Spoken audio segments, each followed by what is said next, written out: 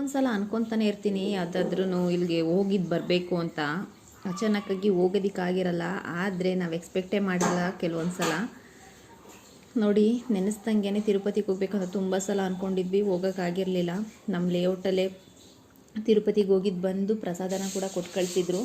ತುಂಬ ಅಂದರೆ ತುಂಬಾ ಖುಷಿ ಆಯಿತು. ಯಾಕೆ ಅಂತ ಅಂದರೆ ಪ್ರಸಾದ ಸಿಗೋದೇ ಅಪರೂಪ. ಅಲ್ಲಿಗೆ ಹೋಗೋದಕ್ಕಾಗಿಲ್ಲ ಅಂತಂದ್ರೂ ಕೂಡ ಅಟ್ಲೀಸ್ಟ್ ನಮಗೆ ದೇವ್ರ ಪ್ರಸಾದ ಸಿಕ್ಕಿದೆಯಲ್ಲ, ಅದೇ ಒಂದು ಖುಷಿ. ನಮ್ಮ ಲೇಔಟಲ್ಲಿ ಇದು ಒಂದು ಚೆನ್ನಾಗಿರುತ್ತೆ. ಎಲ್ಲಾದರೂ ಯಾರಾದರೂ ಹೋದರೆ ಕೂಡ ಈ ಥರ ಪ್ರಸಾದಗಳನ್ನ ತಂದು ಕೊಡ್ತಾರೆ.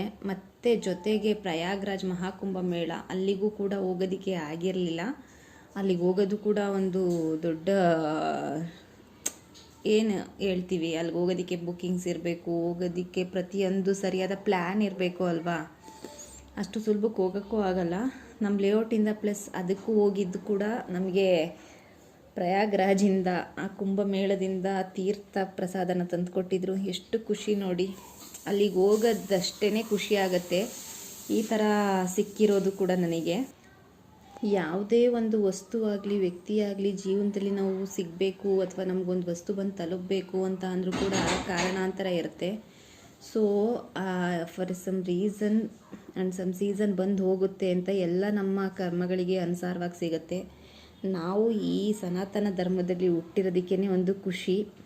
ಜೊತೆಗೆ ನಮಗೆ ಅಟ್ಲೀಸ್ಟು ದೇವ್ರ ಕೃಪೆ ಇಷ್ಟಾದರೂ ಇದೆ ಅಲ್ವಾ. ನಿಜ ಹೇಳ್ತೀನಿ, ಬೇರೆ ಬೇರೆ ಕಂಟ್ರೀಲಿ ಎಷ್ಟು ಜನ ಹೋಗ್ಬೇಕು ಅನ್ಕೊತಿದ್ದೀರೋ, ಬೇರೆ ರಾಜ್ಯಗಳಿಗೆ ಹೋಗ್ಬೇಕು ಅನ್ಕೊತಿದ್ದೀರೋ, ಎಷ್ಟು ನಮ್ಮ ದೇಶದಲ್ಲಿ ಎಷ್ಟು ಒಳ್ಳೊಳ್ಳೆ ಪ್ಲೇಸ್ ಇದೆ ಅಲ್ವಾ, ಅಲ್ಲಿಗೆ ಹೋಗ್ಬೇಕು ಅನ್ಕೊತಿದ್ದೀರೋ, ಅದೆಲ್ಲದಕ್ಕಿಂತ ಮುಖ್ಯವಾಗಿ ನಾವಿರೋಂಥ ಪ್ಲೇಸೇ ನಿಜವಾಗ್ಲೂ ತುಂಬ ಚೆನ್ನಾಗಿದೆ.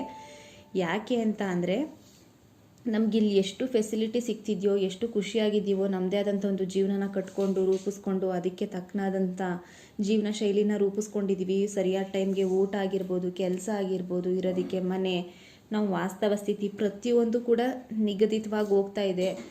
ನಾನು ನಿಜವಾಗ್ಲೂ ಎಷ್ಟೊಂದು ಸಲ ನೋಡ್ತಿರ್ತೀನಿ, ಹೊರ್ಗಡೆಗೆಲ್ಲ ಹೋದಾಗ ಎಷ್ಟು ಜನಗಳಿಗೆ ಇರೋದಕ್ಕೆ ಒಂದು ಮನೆ ಆಗಲಿ, ತಿನ್ನೋದಕ್ಕೆ ಒಳ್ಳೆ ಊಟ ಆಗಲಿ, ಒಳ್ಳೆ ಕೆಲಸಗಳು ಮಾಡೋದಕ್ಕಾಗಲಿ ತುಂಬ ಸಫರ್ ಪಡ್ತಿರ್ತಾರೆ. ದೇವ್ರ ಪುಣ್ಯ, ಅಟ್ಲೀಸ್ಟ್ ನಾವು ಇಲ್ಲಿ ಇಷ್ಟು ಸಿಕ್ಕಿದೆ ಅಲ್ವಾ, ನಮ್ಗೆ ಸಿಕ್ಕಿರೋಂಥದ್ದನ್ನು ಸದುಪಯೋಗ ಪಡಿಸ್ಕೊಂಡು ಆದರೆ ನಿಜ ಹೇಳ್ತಾ ಇದ್ದೀನಿ, ಆದರೆ ಒಳ್ಳೇದು ಮಾಡೋಣ ಬೇರೆಯವ್ರಿಗೆ.